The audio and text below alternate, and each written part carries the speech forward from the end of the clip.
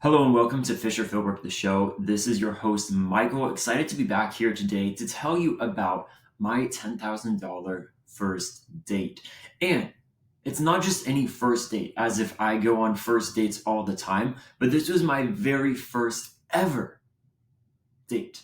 So, my very first date, if that makes sense. And go figure, I end up spending $10,000 and counting, I would say, on just this one date. So that's what we're jumping into today. So much has come out of this. This was back end of December of 2025. We're now in February 2026, and you're maybe wondering, why didn't we hear about this sooner? Well, trust me, I wanted to share it with you so much sooner, but I basically uncovered just a mess of so much. It was this idea, and if you read the newsletter I sent during this time, probably a couple weeks ago, was just digging a hole deeper and deeper. And it's, well, first of all, you find yourself falling in a hole. And then you're like, okay, let's do this to get out of the hole. And what are you doing? You're not actually climbing up, you're digging the hole deeper. And so that's where I found myself. And I'm going to give a little bit about that today. But to start off, like, how did I create such a mess? Well, it was because I was going on a first date with someone that I thought maybe God was bringing into my life to be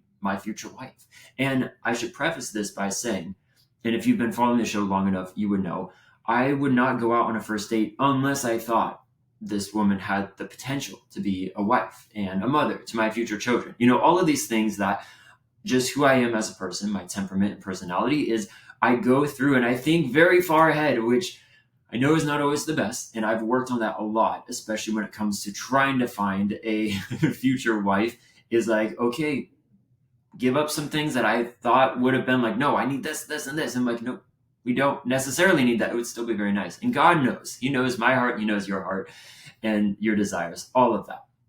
But all to say, I matched with someone on a Christian dating app called ARK, ARK. So I know a lot of people, when I've talked to some people, I'm like, how did you meet? They're like, we met online. And they don't want to say what. I'm like, I don't think it's weird to say you met on a dating app. No, it's like that's what happens these days. Both of my two siblings, my sisters above me and below me, they met their now husbands online as well through different apps. So that I don't think is weird, but we messaged a bit, going back and forth. This person lives significantly far away, maybe about 3 hours towards Sacramento area. And so it got to the point where we talked on the phone and it was like, okay, cool. We've been hitting it off thus far. Let's meet in person to see I guess there's a lot of reasons to meet in person. Mine was mainly like, do we connect well in person? Because you want to make sure if you're going to continue on with starting a relationship. So at this point, it was only just, hey, let's get to know each other a little bit more to see would we want to pursue anything further. So I think that's a very important thing to keep in mind if you're wanting to date, especially if you're a Christian wanting to date. And I've heard this from so many different youth group leaders and pastors and whatnot. But in the Bible, it talks about how you're brothers and sisters in Christ, and then you're married to become one. There's no this dating, we're boyfriend and girlfriend, and we've been doing this for so long and for many years. It's no, until you become, one flesh and married, or two become one, then you are brothers and sisters in Christ. So I think that was really helpful, me taking that approach, and that I was trying not to message too frequently when we got each other's phone numbers. Same thing, maybe wait a day. And it didn't need to be this boom, boom, boom, boom, like we're raising the bar so fast that we always need to be in contact, because as you will find out, it didn't actually work out. So spoiler right there, the $10,000 came to nothing. But how did I spend that? Don't worry, we're getting there. But that is something I wanted to mention because I think it is very important, is that if you are finding yourself wanting to date someone, or not even date, court, if you basically, you should only be dating if you're ready to get married. So if you're younger, watching this, listening to this, and you're like, I want to have a girlfriend, I want to have a boyfriend. Well, are you ready to get married? Let me ask you that. Because if you're not, then I would say you don't really have business going out and dating. And that's not to say that you should just be waiting until you're old like me, who at 31 is like, oh, I waited too long. But there are some major things in life that you should come up to and kind of work your way through, and then kind of figure out like, okay, God has prepared me and he's getting me ready. But at the same time, you don't have to be completely ready, because will you ever be completely ready at that point? No. But that's all to say. if you're going to be dating, you should be ready to get married. And me and this woman, we saw eye to eye on so many things, the morals, the values, Christ in our life, following him, all of this. And so we decided after that time, like, hey, let's meet up, because if we're going to keep pursuing this, like basically if I'm going to keep texting on and off and calling like once a week, all of that, then we want to make sure we're doing it for a good reason. And sometimes you just got to meet in person to do that. As well as some of the other people in my life were like, we got to make sure they look like their photo. Don't want to get catfished. And I'm like, yeah, but I didn't really think that would be a thing. I'm very good at finding people online. It's so much fun. And I do have a story about that too, within this story, of how that skill has also helped me with the future. But I had found this woman on social media, her website, all of this. So I was pretty confident that who I was talking to is who I was going to meet up with. But she was down in Sacramento from where she lived. So I was like, sweet, that Saturday, how about I drive up to Sacramento? It's about 2.5 hours from San Jose, where I'm at. So I was like, we got a first date. What are we supposed to do? And she had said she is up for anything I would like to plan. And that's for the man. It's like, okay, you got to step in and really plan out, what do you want to do?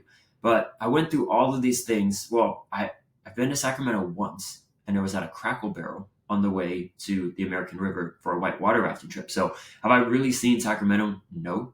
Am I interested in Sacramento? Also, no, I'm not. So it was this weird, like I'm looking up different things to do in a city I haven't really ever been to for a first date with someone I've also never met and don't really know all that well, besides a few conversations. I think 2 phone calls and texting is what we had since then. So I was going back and forth, looking online, like, do I need to plan a bunch of different things? Do we need to be super active? And I like active stuff, but I also like just sitting and talking. So just trying to figure out and pray, like, what am I supposed to do for this first date? Well, eventually I decided, like, well, by the time I get there, it's going to be around, I think 2 or 3 o'clock is when she was able to meet. So I was like, I'm probably gonna be so hungry because I'm gonna be leaving around lunchtime, and I'm not gonna want to eat and drink before I leave because I don't want to pull over and find a restroom along the way. So I was like, okay, it needs to have food, and then that could blend into dinner if it's going well, but it needs to also have coffee. So I found this really cool place. The architecture looked great. It was some old, I think, like railroad building, but brick building, served coffee. It also had food. If we drank, which none of us did or do, then we could also get drinks there. So just like a fun all around, hits everything you would need for a first date. So we met there. Of course, traffic was terrible. Like I was maybe 15, 20 minutes later than I should have been, but she said that was fine. We basically got food and like coffee as well as our food, and had like a late lunch, early dinner. And then we sat and talked for 4 hours. That's what we did. I had some things we could do, but the feeling I got was like if it's going well, like let's just keep going. And if it doesn't go well, then it's easy to be like, okay, we got to get back home now, back on the road. But we stayed until they closed at, I think 7. Yeah, 7:30. I don't know. It was before 8 o'clock, but we started in one place outdoors. It was actually so cold, you guys. The seating indoors was taken. And I was just like, I brought a coat, and I told her like, we should bring a coat just in case it gets chilly. And she was fine with it, but I was like crossing my legs, hugging my body, just sitting there, like not looking like I'm very cold, but just like, this is colder than I would typically want it to be. But then probably halfway through, there was this little outdoor fire pit, not like smoky fire, but I think just the propane where it's on rocks, glass rocks, all of that fancy stuff. But that opened up. So I was like, do you want to move over there towards the fire? And by that time, it was also getting dark. And so it was actually a really good kind of like second half to that 4-hour span. I'm like, we're not just sitting here waiting, not waiting, but like talking, but we got to change atmospheres. And now I'm like hands out in front of me, warming them by the fire and still eating my food, like nibbling along with it. Because when you like to talk, as you probably assume I do like to talk, then it's very hard to eat and talk at the same time. But we did have a good, like I shared kind of my testimony, my upbringing and all of that, how God has taken me from, even in the last year, of so much has happened. And now I find myself part-time teaching, which is really full-time teaching, all of this. And then you flip it to the other person. Okay, tell me about you. So then when she's talking, I can actually eat a little bit more. But then we left it as like, okay, let's just pray, see what God wants us to do. and we'll take it from there. Well, that's how we left it. I was very optimistic. It was great. It was so fun. And I think really, you guys, if you're listening and you have not gone on a date and you're wanting to, it's the idea of like, why are you meeting with this person? It's to get to know them, to see, do you have a connection? Is there, the spark there, or potential to have the spark? Are you attracted to that person? Like, things that you don't always know online, that when you meet them, you do. There's nothing like meeting up with a friend in person and the connection you can have versus just calling them. But of course, calling, you get even more than just texting or direct messaging on social media. So it's all of this that goes into it. But very simply cut down is just find a place that is comfortable where you can have the potential to sit there for an hour, 2, 3, maybe 4 hours if it's going well. Which, when I would tell people, like, yeah, we talked for 4 hours, they're like, "Ooh, must have gone well." I'm like, I think so. But I think we also just really like to talk. And I have that with certain friends where we go out and grab coffee and we just sit and talk, and we could talk for hours, but we usually have work to get to or other things in life. So I think, though, if you're stressing out, especially if you're the man trying to figure out a first date, just find a place where you can do that, where you can just sit and get to know the person. And for some of you, it might be kind of weird if you're not a chatty person, but at the end of the day, hopefully, by the time you're getting ready to thinking about getting ready to get married, you will know how to talk at least one-on-one with someone. And I do like talking with strangers, so I get a kick out of that myself. Does not mean I'm going to go around going on dates, because just the food alone was like 40 some dollars, and this is getting towards what I'm talking about, the $10,000. So I was kind of like keeping track of that. So we carry on. Yes, we keep going. Of like, okay, I'm driving home. I should get home around 9:30, less traffic going back home.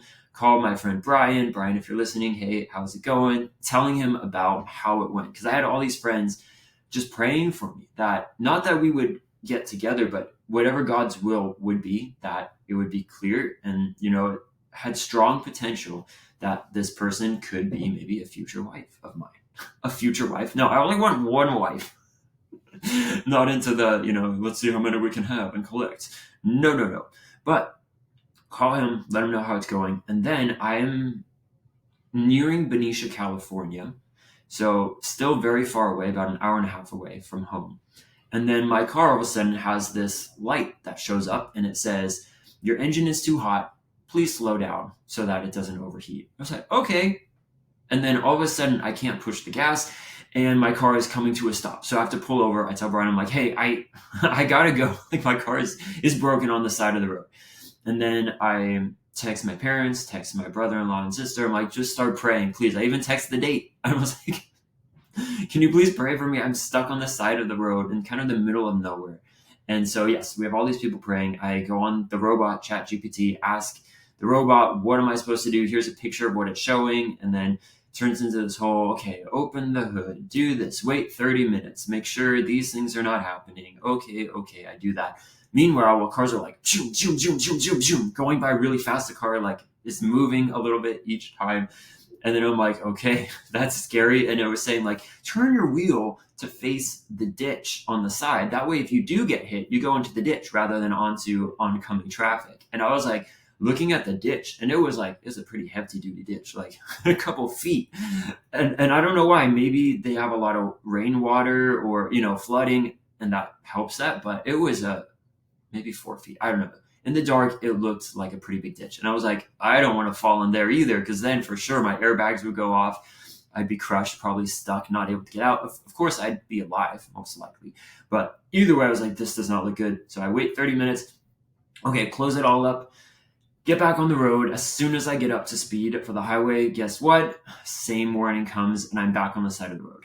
And it is basically like I'm not really close to a gas station. So if it was a coolant problem, like, no, I can't do anything. I'm so far away from home. And then on top of this, I have to keep in mind that my phone battery is not doing the best. But for Christmas, I did get new chargers that I brought with me for my mom. So I had that. And of course, as this is happening, I'm realizing like the car is not correctly charging my phone. So keep that in the back of your mind. But like right now, it's a decent percentage. That's okay. But I'm also texting, calling, using the robot quite a bit to figure out what am I supposed to do. So I do find a gas station that's probably like 15 minutes away, 10 to 15 minutes. It'd be much closer if I was going the freeway speed limit. But I decided, okay, I'm not going to wait like 2 hours to have AAA come out here to then what, tow me to a gas station, to a shop, which are all closed. Plus, it's the weekend. So it's not like, oh, I'll see them tomorrow morning. So what I do is I figure out my car can drive at about 15 miles an hour without giving me that terrible warning and shutting off the car, basically. And so I drive in the emergency lane for this like 15, 20 minutes, just inching along, hazard lights are on. And, as I look back, I'm, thanking God I didn't pop a tire, because typically, at least in San Jose, those emergency lanes are full of so much debris, rocks, glass, broken cars that have been hit. And this was like smooth. I did hear, because my windows were open because I was supposed to have the heater on, so it's, I think 43 degrees. So I'm like, how is this engine too hot? It's so cold outside. But I heard a frog at one point, and it did make me jump, because I was like, what was that? And I'm like, oh, frogs. Where am I, you guys? I don't know. So I inch along. And the interesting thing when you're driving in those emergency lanes is that as you have, roads that come onto the highway, those stop. So then you need to like jump over the lane of what would be oncoming traffic. But luckily it was nighttime, so I didn't have to worry about that. But it was still like, oh, I like my emergency lane is ending because we're letting a new outlet come in. So I need to hop over that lane to get back to my emergency lane. So I do all of that. I find a gas station. The guy is not very friendly at the place. I'm like, can I just sit in here while my car cools down? Because you have to let the car cool down before you put more coolant in. I wasn't really sure coolant was a problem because I didn't have any dinging about that. BMWs, I have a BMW X5, so an SUV type. They're very good about dinging, and it would have told me if my coolant level was low. But what can I do? That's just kind of a last-ditch effort I can try. So I wait 45 minutes to maybe almost an hour. I add coolant, turn the car back on. There's things you can check, like, is it blowing hot air? No, it was not. It's very bad. And so doing everything I could, and then the phone battery, that kicks in, and I figure out like, okay, I'm at a pivotal time where I need to make a decision. I can call my parents and friends and say, can someone pick me up? But it's about an hour and a half away from home. And I still, well, what do I do with this car? Do I need to call AAA and see what they can do? And then if no one can pick me up, I need a working phone that I can use to call an Uber to get me back home. So it was all of this. I did call AAA. They're going to send someone out. They were going to tow it to a new nearby place. So great. Awesome. I left my car running, which the guy, when he got there, is like, that's not good. You could have damaged your car even more. I'm like, well, I need to be charging my phone. And if I held my phone at this like very specific angle while touching the cord going into it, it could charge. And keep in mind, the whole ride there to Sacramento, I was charging it and it was doing just fine. So now, oh, okay, it's not working, but it is sort of. And that's just giving it enough juice to keep it going. Not like, oh, we're gaining new battery, back to an optimized battery health. No, it's just to keep it alive and going.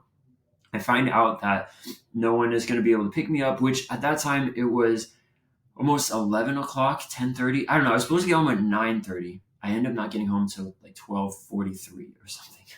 Very late in the evening. So I decided once the AAA guy comes, okay, they're going to take my car away. You could still drive it. So I told him, like, it's pretty easy. You just drive it up onto the back of your truck. He does that. Super nice, very chill guy. Said he'd be willing to stay there with me till my Uber came and got me. But the gas station was a 24-hour place. I'm like, no, it's fine.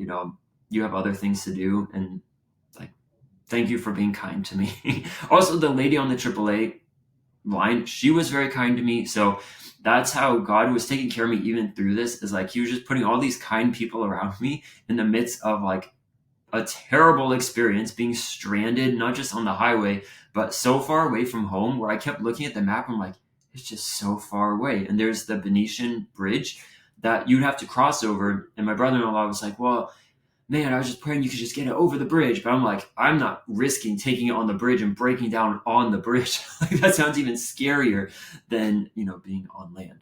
So I wait inside for the Uber, but then I realized, like, the first guy that was coming to get me up, he looked a little bit scary. And which I'm like, if you are putting your picture on apps where strangers, you're going to be riding with strangers and picking up strangers, like, try to put a a good photo, right? But his little car was coming towards me, and then boop, boop, boop, boop, we're finding you a new driver. So he did not want to drive me to San Jose. It was far, you guys. It's very far. And then I was like, oh no, what if no one? Because it's getting later and later and not many people. In that area, there's nothing out there. So when people are like, couldn't you have just done? I'm like, no, go out to there. Benicia, California. There's a bunch of like refinery plants and smokestacks. And, there's a little bit of a city town part somewhere, but not where I was. I was more like in the daytime, we saw cows. So think of it was pretty, but like green hills because it's the winter, some cows, this random gas station. And there was a lady who kept going out to smoke who worked there. And she saw me just standing and she's like, oh, is that your car that broke down? I'm like, yes. I said, don't worry. I'm just waiting for, an Uber to take me home. And then luckily God provided a woman who picked me up in the Uber. And then I was like, because while this was going on, I was like, I'm going to be having to sit for like an hour and a half with a stranger. And what if they're not chatty, or what if they're weird? It's just going to be super uncomfortable. And my phone is like almost dead and I want it to stay good. So I'm not going to be on my phone. But praise the Lord, she was very chatty. She was from Berkeley, which is even further. And she was taking me all the way to San Jose, hoping she'd get another ride to take her back towards like Upper East Bay. But man, praise God, because she was very chatty. It was very fun. She had BMWs. I'm just sharing everything. Like, it was our first date, and then this happened, and this, and like, man, one of my coworkers was like, it sounds like one of those Christmas movies at the beginning where everything for the main character just goes wrong. It gets worse and worse. And I'm like, that's definitely how it felt.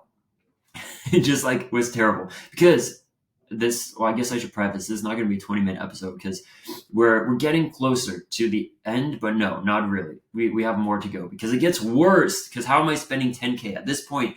I've not spent $10,000, but I will say, so the dinner was about $40, gas to get there, add in maybe another 60, 70, whatever, not too bad. But then the Uber ride ended up being $140 to get back home, which some people, since when I've talked to them, they're like, oh, that's it? That's not bad. I was like, not bad. That's so much money to be spending. And I think it was $120, but then originally it was going to be $140. So I tipped her $20, so $140, because I was like, I just really appreciated that she was able to drive me that far. And it's not until you are helpless and can't do something on your own that you really, really appreciate and want to show your appreciation to others who can kind of swoop in and get you home in time. And then the next day was church too. So I was like, I need to get home. I need to go to sleep.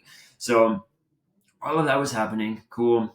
Sunday, I was just so happy to be home, you guys. And on Instagram, I was in my stories sharing about this. And let me tell you, for that week or two after, I had some of the best story watchers, like 60, 70 people, where normally it's about like 20. Because people were just so invested in tragedy, right? As their life falls apart, which I don't dog them with that, because I think it's very interesting too when someone is going through something really hard and they're actually sharing about it, because most people are not like open enough or willing to share. So if you weren't following me on my personal, then you missed out, because I shared quite a bit in real time as it was happening. But let's get to Monday. So Monday, the car shop that had my car that it was towed to in Benicia, because if you tow it over 5 miles, it is just like super expensive. So we found a place nearby the gas station. I won't get charged. Awesome. They call me. Hey, Michael, well, we don't actually do and work on BMWs that have engine overheating problems, so we can't help you. And I was like, what? Like, what am I supposed to do? Like, I'm in San Jose. I'm nowhere near where you guys are. I don't, we can't really advise you on what to do, but we can't work on your car. I was like, okay. So I called AAA. Can you tow it to another place? I found another place that I confirmed with him. All right, you work on BMWs. You can do engine overheating. Yes, he can. Okay, so I try to figure out, can AAA tow it from this one to that one? No. First of all, they say, you already used your tow on that vehicle and that problem, so we can't do it. But we'd be willing to waive it, but you have to be there in person with the keys. I'm like, well, you took the car from me, and it's just, I gave you permission to bring it there. So can I not just give you permission, take it from the car people? I can tell both parties, I'm explicitly giving you permission to move my car to another shop, because the shop you suggested me to bring it to cannot do it. So I also learned from that.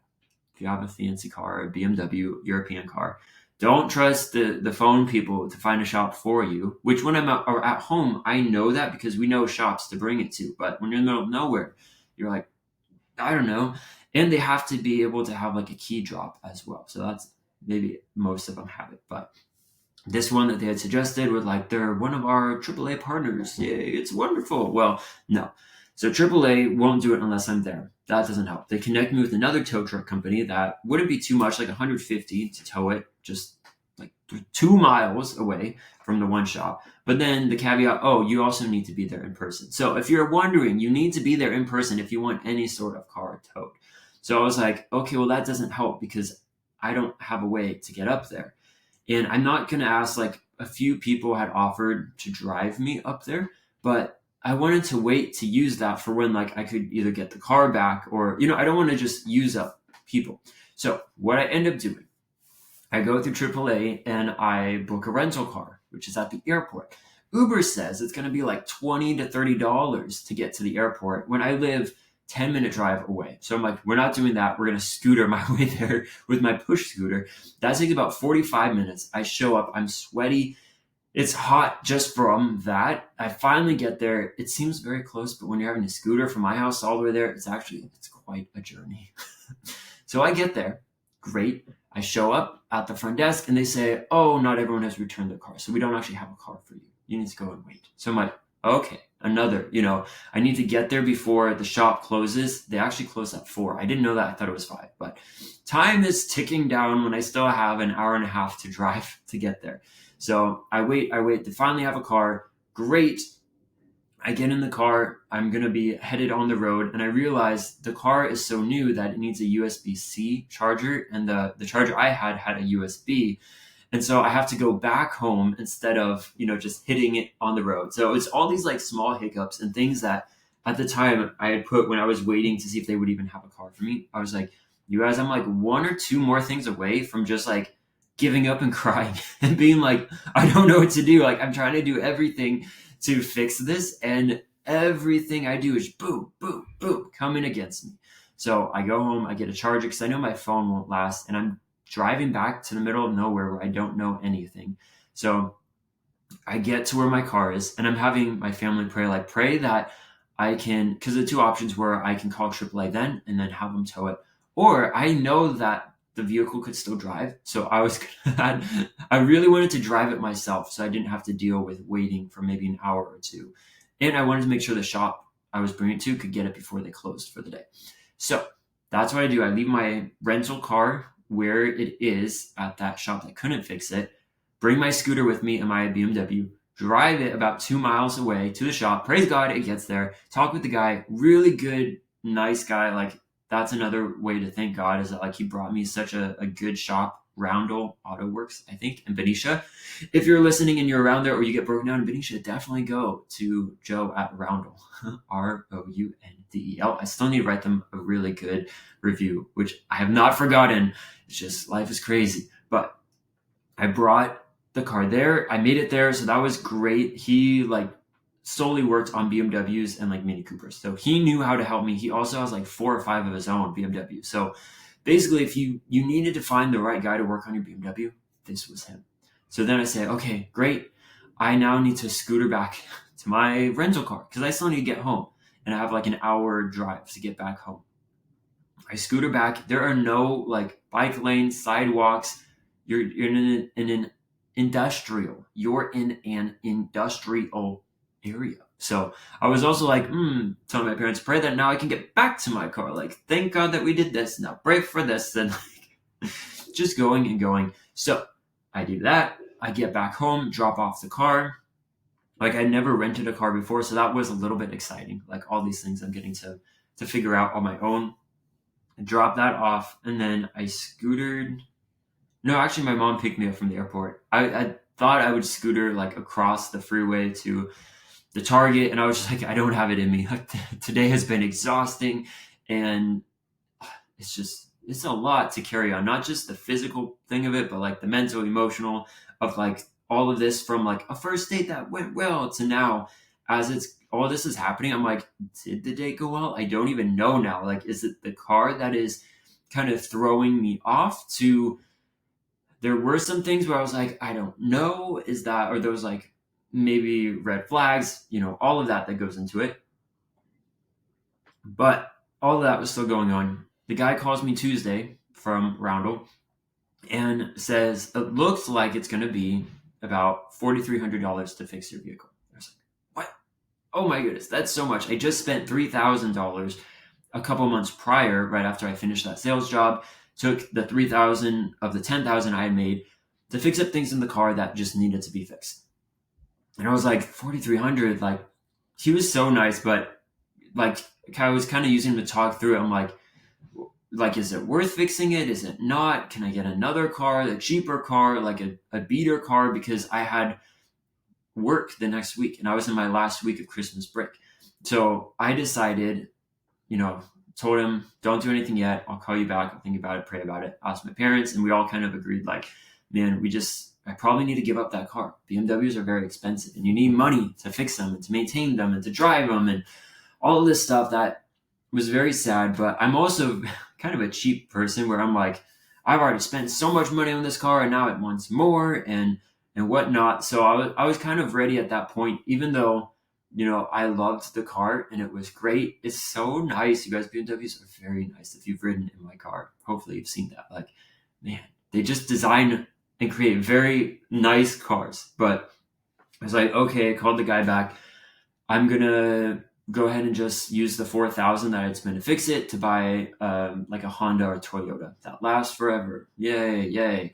And then I asked him how long he could keep my car at his shop, because then I have to figure out, what do I do with the car?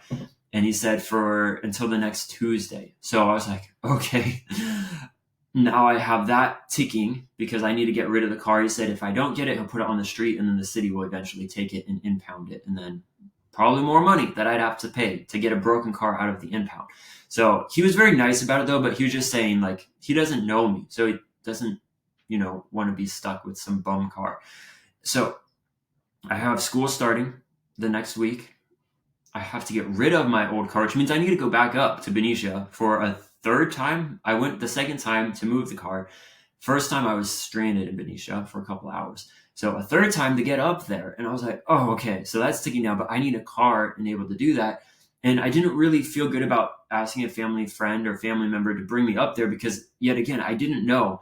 When I'm up there, I could be there for hours if I'm waiting for a junk company to junk the car and take it away, to if some people were like, you could sell it, but are they going to be able to sell it in that time? And I need to be able to meet with them up there and have a pink slip and do all of that, as well as coordinate with the shop when he's there, so that's a lot going on.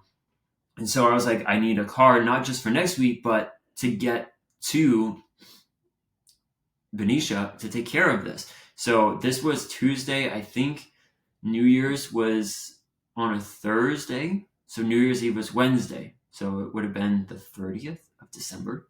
Just right after Christmas and all of that, of course, when everything comes crashing down. And so I am on Craigslist, I'm on Facebook Marketplace. I bypassed 2 or 3 scams that look too good to be true or just have like a weird background and story into it. So like, yay, I didn't fall into that. I find a Honda Accord 2009 that looks great for $4,000, or I think it said like $4,500, but I was willing to pay $4,000. So I was like, cool. Usually you can bring them down. I get my brother-in-law to come with me. It's in Mountain View, so not too far away. We meet that afternoon. Things seem to go fairly well. I think as I look back, there was a lot that went into it as far as I knew I was going to be downgrading a car. So seeing this car, it looked nice on the outside. So that's great.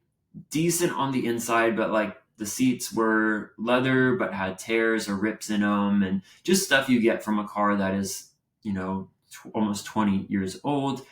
And just small things that, a light was out, but that's, not too expensive to fix. And, just little things here or there. We test drove it. It had a little bit of shaking, but that could have meant, it just needs to be balanced, I think was the word, by a tire shop. So that's not too expensive. Just small things that you would expect, on a car.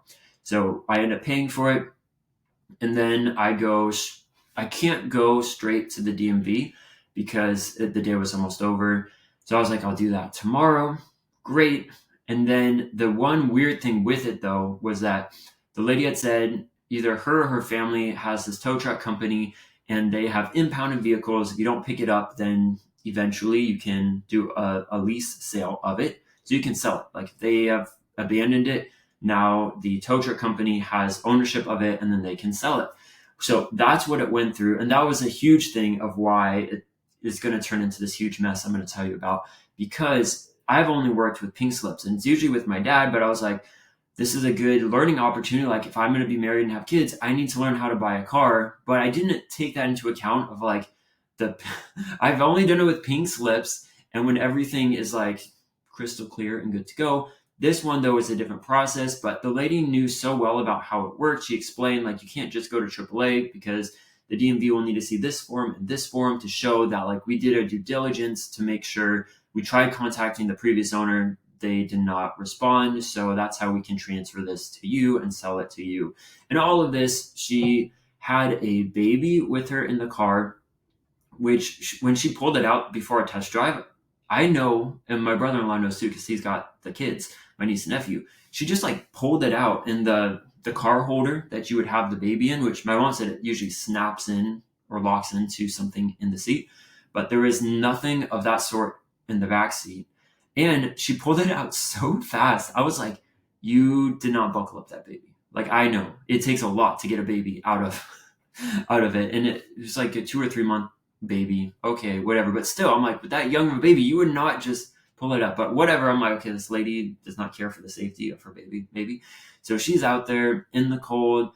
Okay, just take it for a test drive. We'll come back. And then when we come back, she's just there. The baby's gone. So my brother-in-law's like, Taylor, he's like, where's the baby? Oh, my husband and his truck over there came and the baby's in there now. Well, she didn't really let us see the baby when she took it out. And I love children and babies. And all you could see was like a blanket up covering like half of its face, eyes closed. So after all of this, I'm like, it was a doll. It was a baby doll for sure. Like this woman. So we get the car. Everyone's like, yay, congratulations, you've got a car. And I just don't feel that good about it. And a lot of it, I think, is maybe the bruised ego, or I'm like, God, are you humbling me? Because I've gone backwards. Like I try and have tried with each car to get a little bit newer of a car, a little bit better, just building your way up as you should. And now I'm like, I'm back to like a high school car where it's just like kind of crappy, like it will get me from work to home, to work to home, but it's a very small car. It's, from being up and like everything a BMW provides to this was like, oh, not great. And so I decided though, like I'm going to patch it up. Maybe this will be the car where I learn how to work on cars. I bought a light bulb for it. I guess, well, this was all the next day because I needed to go to the DMV. So I brought it to a tire place first, got it adjusted. They said, the lady told you these were new tires? These tires are like shredded. They're almost gone. And so, I mean, I'm not a car person, but they looked nice. But what they did was they adjusted and moved the tires around. And then, of course, they sprayed something on them to make them look shiny and new. So I just paid to have them like balanced and realigned. But they said they've been driven on the tires wrong for so long that even us doing this doesn't really solve much. It will stop some of the shaking, but you need to come in at some point and get new tires. And I told them, okay, but I just spent $4,000 on this and I'm spending like $200 or $300 with you guys. I don't have the money now to put like $1,000+ in new tires on. So that's great. While they're working on that though, I walk down to the car shop. I buy a headlight for the front, a brake light, buy what I need. I watch videos because I'm like, we're going to do this myself. Okay. Then the car is ready. I take it to DMV, wait forever. And I mean, it wasn't going to be that long, but it ended up being quite a long time to go up to the front desk. The lady is helping me and then she gets up and leaves. And then I look across and she's talking, whispering with probably her bosses and other people that are like, oh, what is this? Because I had a lot of paperwork because it's a lease sale and transfer. So it's not as easy as here's the pink slip, here's the smog, here's this. And talking about smog, the lady had said, we just got it smogged. They wanted us to pay extra money for the paperwork, but it's online. The DMV can check that in just like a minute. It should show up. And it is true when you get your car smogged that they do electronically send it. So you don't actually have to provide the paperwork, But what wasn't true, and the lie of that, is that they don't charge for that paperwork and they will always give it to you. Like that's kind of their receipt as well as way of showing like you got your car smogged. So in every bit of this transaction, there were these bits and pieces of truth, but then lie mixed together, all to have this woman at the DMV let me know, actually, I checked the smog through BAR, which is like the Bureau of Automotive something, for cars in the state of California. It has not been smogged since 2022. We are just about into 2026, but 2025 at this point. Oh, okay. And then she says, oh, and by the way, it also is late on its registration, hasn't been registered since 2024. Also, oh no. And so she was like, she was very kind, like, oh, maybe you can go back to who you bought it from and ask them to work that out and help pay for it. Like, I'm not going to tell you how to split the payments, but usually the seller will help you because that's their responsibility, is to get the car smogged and to have it registered. Well, the registration on the car, there were tags for 2026. And the lady said it was up to date on registration. And how do you confirm that when you're buying from a private seller other than you have a sticker? Well, it turns out that was a stolen sticker. So that's another lie thrown into this. So all I can do, like I'm leaving there, I go straight from there to a car shop. Oh no, straight from there to a smog place to get it smogged. You guys, there's so much into this darn story. I bring it to a smog place near the DMV. I pay more than I should have because they probably know you're right by the DMV and you have to get it. So this smoky guy, he's like smoking, he barely speaks English. Basically, it doesn't pass, but he doesn't tell me that. I bring it in to pay at the gas station. The lady there is much nicer. She's like, oh, it says not ready. That's better because it doesn't just say no. So you can come back in 30 days and get it re-smogged for free because you've already paid the 70 some dollars. Okay, great. So then I bring it to a car shop from that because I'm like, I need to know like what is wrong with this. And at that point I kind of know like not only did I just get a like not so good car, because you have to keep in mind when you buy an older car or a used car, it's always going to have things that are wrong with it. I think that's when people have heard my story, they automatically assume like I'm stupid. Why would you ever buy from Craigslist or Marketplace or private seller? All of these like you should have known. But the thing is, all of my cars I've bought, except my very first one, that was from a used car lot. But up until then, the last 3 cars I've had, besides that first one, have been through Craigslist or Marketplace or Auto Trader. That was private seller. So you know, as you go into this, people are going to kind of overpromise of what the car has, talk great about it, but then it's going to have issues because it's not a new car. So you know that going into it. But as this was starting to unroll, I was like, oh, it's not just it's got some things wrong with it because it's an aged car, but this is feeling more and more like as you figure out that they lied. And I ended up paying the registration because I wanted to be able to drive it. She's like, you drove it here? That's not a legal car. And I said, well, it's got stickers on it. She's like, that's illegal. So I just paid to have it up to date, which was like $1,100. So this is how we're building up. So the date was maybe say 100 or 200. Well, let's say like 300 when we add in that Uber ride. Then we have 1,100 to get the registration up to date, pay all the back fees. Then she writes a little, you're allowed to drive this for 30 days because you're in the process of figuring out how to fix this problem. Bring it to the car shop. It's like $200 or so just for them to do let's look at everything in the car. And of course they're saying you should always bring your car into a shop before you buy it. And that's what other people have told me too. But yet again, if you are buying a car from one of these places, they have like 30, 40 people that are texting, communicating, wanting this car. Are they going to take a half day to let you take it to some shop where they're going to go through it? Probably not. Even myself, I'd say, no, I don't want to do that. It's too much work. Like I'll find someone who trusts me as the seller enough to look at it, test drive it, do all that, look under the hood, whatever you want to do. And we'll just buy it from me rather than like waiting a whole day for them to meticulously pick it apart. Because of course the shop is going to find things that are wrong. And that they did. Well, what they really found was that they had cleared the engine codes. So they also could not figure out what was actually wrong with it because the codes were cleared. So if you have lights on in your car, you plug it into a machine and it says, this light is this code, which means this is wrong with the car. This is what is acting up. Check that. Well, when you clear that, the system doesn't know. And so they had said, oh, they probably cleared the codes when they sold it to you, because you wouldn't be able to get a car smogged if it has the engine light on. And I wouldn't buy a car if all the lights were on either. So they had said, just go for a long ride with it, drive it. And I guess that gets the cycles to just go through the cycles, which will get the lights to turn back on after so much. So I was like, okay, it's not great news, but they were also like, we don't really know until the lights come on, and then that will tell us. So it wasn't like doom and gloom. Okay, that's fine. Like, let's just keep on going from there. I was helping out at the church's all-nighter. So that was Wednesday the 31st. And so I drove the car there. But before that, I fixed the headlight. I fixed the brake light. Like, some of these things I ordered just different parts to put on the car to like get it up to speed and be like, well, if I'm stuck with this car, at least I can fix it up and then maybe keep it for maybe a year and then get rid of it. Just kind of figure out, what am I supposed to be doing? Because granted, I don't have a lot of money, and like the money I'm getting, I'm just getting rid of quicker than I can bring it in. So I do that. I go to the all-nighter. I stay there till 2 a.m. Driving home, the engine light comes on.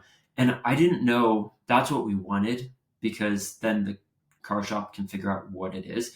But when I saw that, it was just like heart sinking. And that's where I need to do a different episode on this. But that's where I, like, after everything that has happened, and it's just like one long nightmare in my mind of just me running around from going up to Benicia to down to the airport for the rental car to the DMV to the smog to the car shop, and just bouncing around trying to fix what I got trapped within, only to find out everything I'm doing is not working. So when I see that light go off, that is like the last thing that needed to be added to make me fall into just feeling despair, hopelessness. Like, what am I doing? Everything I try to do does not work.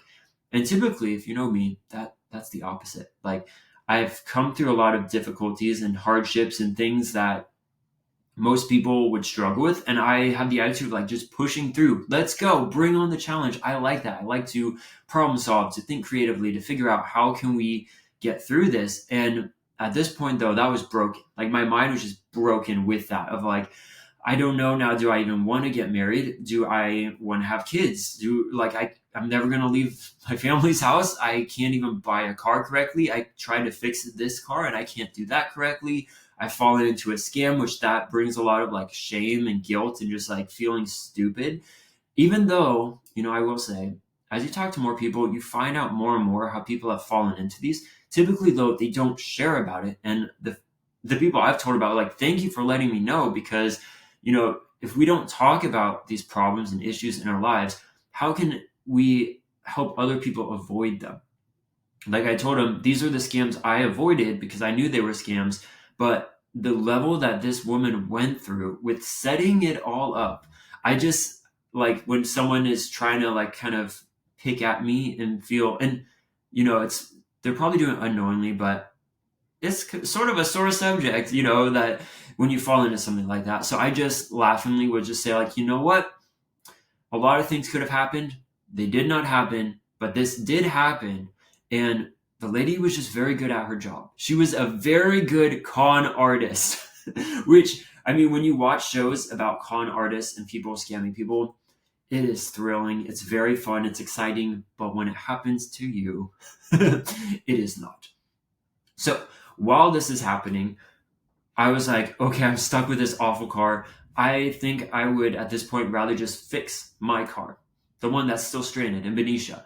And so because at that point, I'd spent, I think, $5,400 just for this con car. That's what I'm calling it. So you ever hear me talk about a con car? That's this one, the Honda Accord. Oh, also, it's a 2008, not 2009. So that was a lie, like all of this. So I figure out I'm going to call and have the guy just fix it, because I need at least one car that works, and I'd rather put money into something I know is great and will last me a long time than maybe I'm going to have to spend thousands of dollars. Because once the code came on and I brought it back to the shop, they're like, they sent a list of like everything wrong with it. And I was like, oh, and they don't know, like, it could be the catalytic converter. But before that, we have to change some valves that were dripping oil or sensors. I don't know, you guys. I don't know cars, but it wasn't a let's just fix this and it will be good to pass smog. It was we need to fix one thing, drive it and see.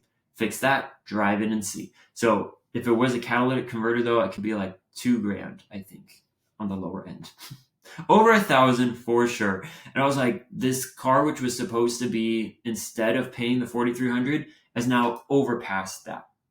So I went to call the guy at the shop to tell him, please just fix my BMW. He's closed for the holiday. Won't be back in until Tuesday, which was the day when I was supposed to get the car moved. And at this time, I'm checking different junk sites. This before I decided I'm going to keep the car. And they were all like willing to pay like $200. I'm like, this car is worth so much more. It's so nice. Like you'd make a ton of money by junking it or taking its parts apart or even just fixing it. So I call the guy on Tuesday and I say, you know what? I'm supposed to come and pick it up today. Can you actually just fix it? It's a change of thought, but I got cons and I would rather just pay you the money to fix the car. So he's like, okay, great. I'll look into it and see how much it's going to cost. And like he didn't do a full inspection. So he wanted to do that, bring it up on the lift and then make sure he knew and I knew going into it what would have to be taken care of. So he does that, calls me. I think it was going to be $4,700 by like replacing the front brakes, which he said, you could do it without, but within a month or two, you'd have to bring it back into somebody. And I told him like, you know what? I'm not going to bring it back in after all of this mess. Like I'm not going to be motivated to bring it back in. So I'm like, just do it now. And he also, at the end of it, threw in new windshield wipers. He fixed the headlamp of mine, the daylight lamp that every time I start the car would ding. So this guy, praise God for him because he did more than he had to. Super kind. And I would, if I'm going to support someone, if they have their own small business, like, yes, that's who I want to support, who's working hard. But the last part of this is as I've now coordinated, okay, I'm going to get a car. My mom let me borrow her car so that I could get to work. So all this is going on. I have a con car that doesn't work, my car that's getting fixed, which will take a couple days to get parts and all of that, driving my mom's car, but then I need to figure out what do I do with this con car. So I have all the paperwork from this. I create a file.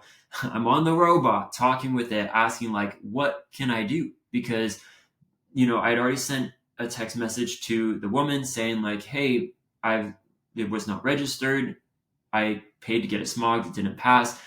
I'm kindly asking that you refund me via Venmo, like send me this amount, which is like a little over $1,000. So maybe $1,200. And if she had done that, I think I would have been like, okay, at least she paid for that. And then maybe I'm in charge of the rest. But she wouldn't respond. I gave her a deadline, still not. So then I was like, going through with the robot, what can I do to try to get this taken care of? Because at this point, by the time I fix the car, it will be $10,000. So I think actually this first date brought more. It's probably much more than $10,000, but $10,000 is a good estimate and it sounds nice. My $10,000 first date. But I go through and I have all this paperwork. I figure out with the robot how I can put packets together because I have the license or the license of the lady who sold me the car, which thank God I asked her for that. She went back to her truck and brought it back out, which I'm like, that's weird. Why wouldn't you have that? Like, that's very common when you're selling. So that red flag, but she said we could take a picture of it. And my phone was out of memory. So Taylor, my brother-in-law, he took a photo of it, sent it to me after. So it was like, we have her full name, her birth date, her address, like everything. Cool. I can send her a letter saying like, hey, you were involved in this. And I just want to let you know I'm taking next steps formally to get this rescinded as a sale and get my money back and return the vehicle. But the names on the documentation were a tow truck company and the lien company that helps the tow truck company do these sales. So I put this like evidence packet together. I was trying to, with the robot, make sure we're not harassing, we're not going over what we should have, but also it needs to be taken seriously. And put together these packets. I send it certified mail, return receipt. So basically proving that they received it in the mail. And then if they try to say they didn't, I have proof. So that was another maybe $30, $40 to get all that on the one letter to the woman, the con lady, saying you're involved in this. I'm letting you know. 2 big packets to those 2 companies.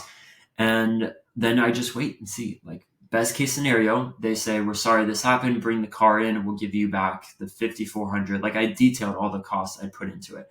And I'm like, if we can take care of this, great. If not, we'll pursue, basically leading towards probably small claims court. But the more I looked into small claims court, I was like, all they can say is that you are in the right. They need to pay you, but they don't like help you get that money. So I would still have to figure out, how are you going to pay me back for this? So if anything, my idea was like, I don't want to go to court. And that should be a good thing for yourself as well to know, is like, if possible, stay out of court. It just gets messy, it gets expensive.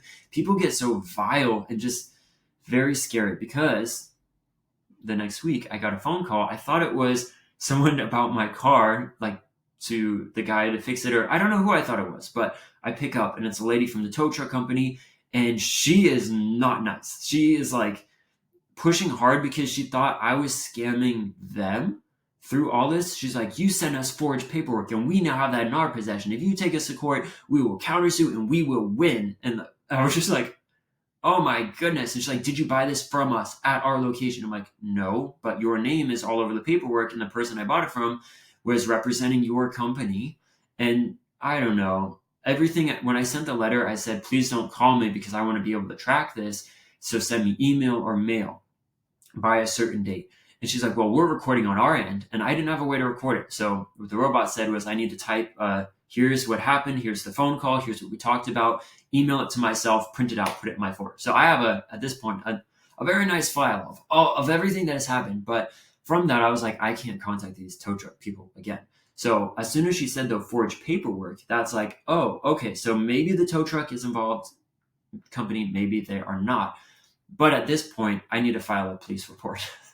So yet again, a new thing that I am now getting into, and that's what's currently going on. So I don't want to talk too much about that, but the city of Mountain View, I start working with an officer there, still working with him, and it's just kind of going from there. And I think, so to get towards the end of this, because I will have more to talk about this whole process of like working with the officer and just the law system or the judicial, I don't know, it'll hopefully go to the judicial system, but the law enforcement, to best case scenario is that I will eventually talk with the DA that's involved with this case, or that will eventually be involved, and will ask to see if I can get restitution. I also want to see, though, is that if it was forged paperwork, then it should negate the sale, void the sale. Like, the sale never happened, because the officer let me know, oh, you're actually the registered owner now on this vehicle. What he also found, though, was that the vehicle was not paid off. So this junky car is not paid off.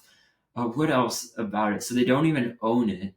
And then it couldn't pass smog and it wasn't registered. So I was like, I'm thinking they're all in on this together. Like, what else would you do with this junky car? Like, you're going to pay thousands to fix it, but you still don't even own it, which I don't even know. And the lien sale, does that take it away from the credit company that owns it? So is it even my car? Do I need to pay off the debt on that car? Like, I don't know, but I don't want this car. Like, get rid of it. But I've been told, don't touch it, don't get rid of it, don't fix it, don't do anything.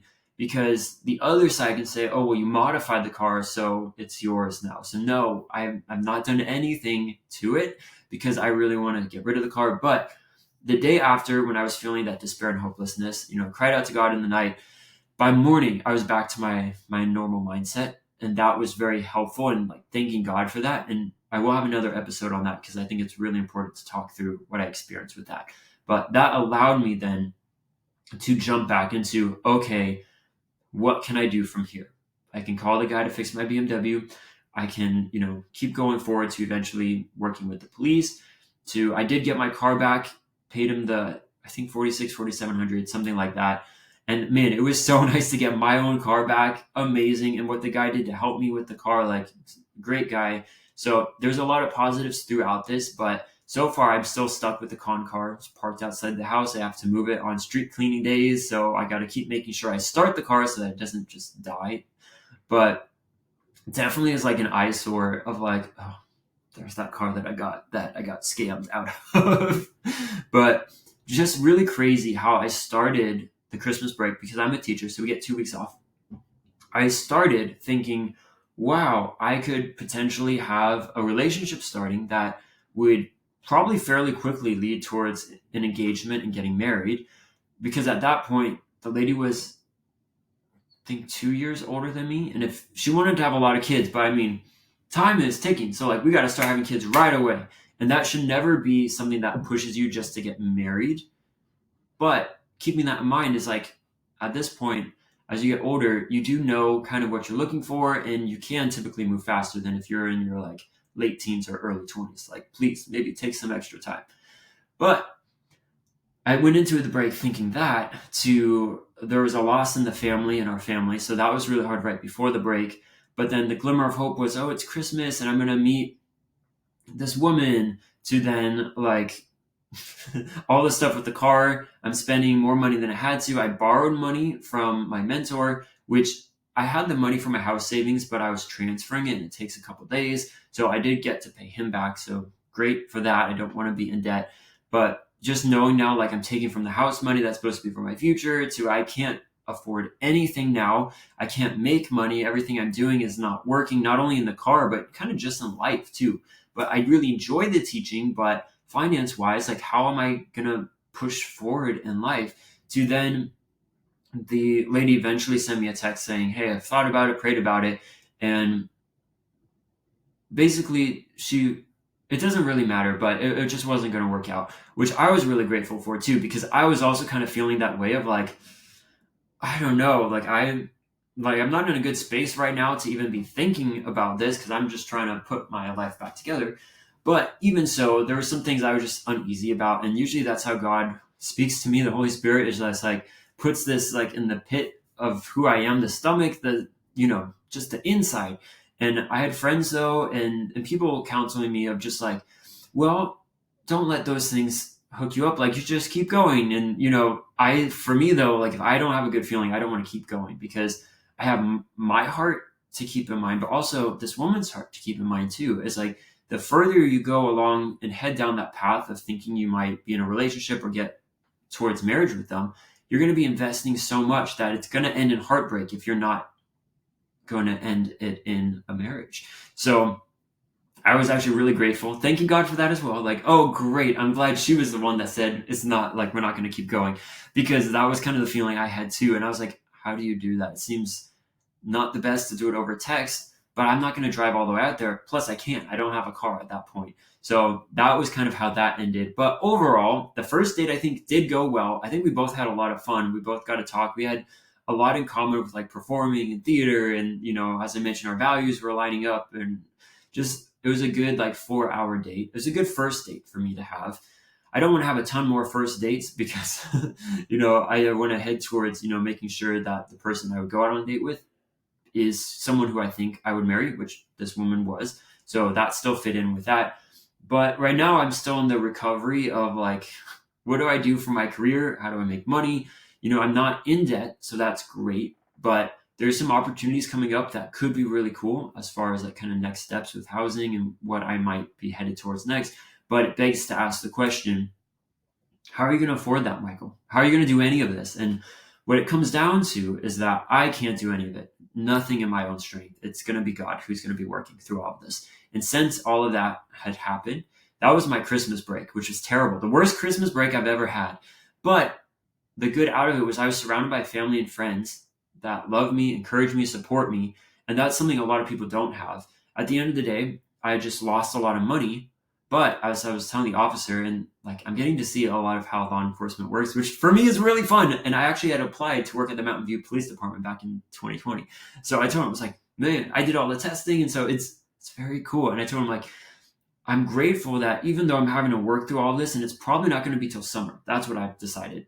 Like tentatively, I probably won't get rid of the con car until summer at best. But it's only money. Like I was not attacked. I wasn't abused.